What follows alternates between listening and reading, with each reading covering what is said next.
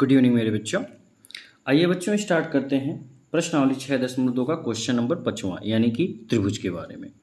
देखिए क्वेश्चन क्या कह रहा है कि आकृति 6.20 में ये जो आकृति दिया है यानी कि पहले से बुक में दिया था, कह रहा है कि DE पैरेलल है OQ के। ये जो देखो बेटा, ये जो आपका DE है ना, ये वाली लाइन, ये क्या है बेटा, पैरेलल किसके है बेटा, OQ के, यानी कि इसके पैरेलल। ठीक है बेटा, आगे क्या कह रहा है, कह रहा है कि DF, देखिए DF आपका बेटा ये लाइन है, यानी कि ये जो DF है ये लाइन किसके पैरेलल है बेटा, OR के पैरेलल है। ठीक है ना, ये दो चीज़ें हमें दी हुई हैं। तो कह रहा है कि दर्शाइए कि, यानी कि आपको सिद्ध करना है कि EF पैरेलल हो QR की। ये जो EF है वो किसके पैरेलल हो बेटा, QR के पैरेलल हो। बहुत सिंपल है, आइए हम इसको सॉल्व करके आपको दिखाते हैं। सबसे पहले आप क्या लेंगे, आपको जो गिवन है उन्हीं से नोट करेंगे। ठीक है, सबसे पहले आप लिखोगे, देखिए क्या, DE पैरेलल है किसके, OQ के, यानी ये जो DE है वो किसके पैरेलल है, OQ के। अच्छा OQ, देखिए OQ DE ये किस त्रिभुज में आ रहा है, POQ में आ रहे नहीं आ रहे, तो हम क्या करें, लेंगे त्रिभुज POQ में। ठीक है बेटा, किस में लेंगे, POQ में। POQ में क्या मिल रहा है, देखो क्या गिवन है, DE जो है, ठीक है बेटा, DE समांतर है किसके बेटा, OQ के, OQ के। अच्छा जब ये समांतर है यानी कि ये दिया है, ये हम नहीं कह रहे हैं, ये क्वेश्चन कह रहा है कि ये दिया है कि यह इसके क्या है बेटा, समांतर यानी कि पैरेलल है। तो इसलिए आपका क्या बनेगा, जो PE है, PE अपान किसके होगा बेटा, EQ के। तो हम यहाँ पे लिख लेते हैं EQ, ठीक है, बराबर PD अपान किसके बेटा, DO के।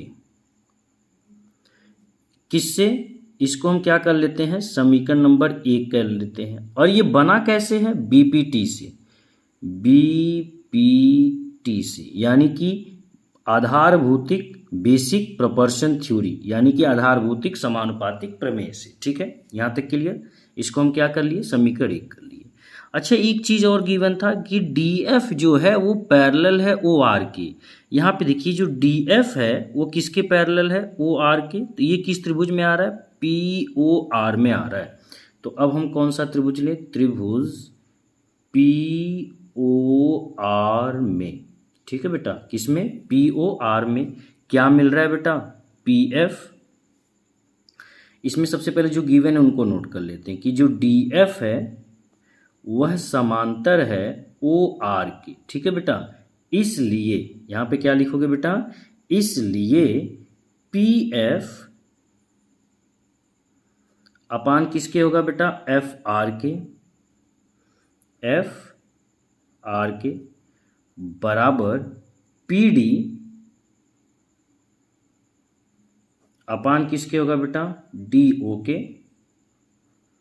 इसको आप समीकरण नंबर क्या कर लो बेटा, 2 कर लो, और वो भी किससे, BPT से। ये थेल्स का नियम है बेटा, बेसिक प्रोपोर्शन थ्योरी। ठीक है, अब एक चीज जरा यहाँ पे नोटिस करिएंगे, ये PD अपान DO, यानी कि यह इस PE अपान EQ के बराबर है, और यहाँ पे यह PF अपान FR के बराबर है। यानी मैं कंपेयरिंग कर दूं, क्या कर दूं, कंपेयरिंग यानी तुलना कर दूं, तो लिखेंगे समीकरण 1 और 2 से। ठीक है बेटा, समीकरण 1 और 2 से हम क्या कर रहे हैं बेटा, तुलना कर रहे हैं। तो आप ये बताओ, ये जो PE है अपान EQ किसके बराबर होगा बेटा, PF अपान FR के। यानी कि ये फिगर में देखिएगा जरा, थोड़ा सा फिगर में ध्यान दीजिए, PE upon EQ is equal to PF upon FR। अच्छा जब किसी त्रिभुज का दो भुजाएं समानुपातिक हों तो उनके बीच में खींची गई रेखा तीसरी भुजा के क्या होती है, समांतर होती है। ठीक है, ये नियम यही कहता है ना बेसिक प्रोपोर्शन थ्योरी।